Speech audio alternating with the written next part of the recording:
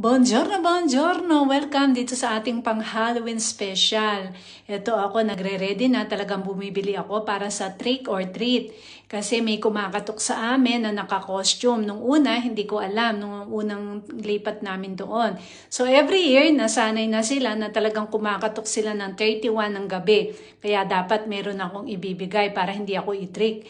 So etong tungkol sa pumpkins, or tungkol sa mga suka, bakit na-symbolize dito sa Halloween. Nagsimula pala yan sa bansang Ireland. Nung una, mga turnips ang kanilang kina-carving or yung nag-uukit sila ng mga demons faces sa mga singkamas or potato pero napakaliit.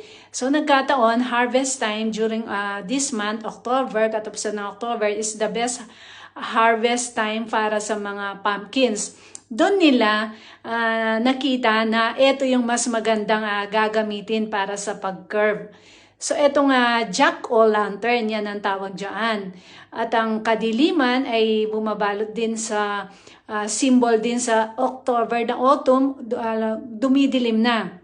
Dumidilim na pag October, kaya nila nagawa itong jack-o'-lantern. So simula nun, yung pumpkins ay naging symbol na ng Halloween. Ayan, ready na kami ng aking baby para sa mga kakatok sa amin. Grazie mille, ciao ciao!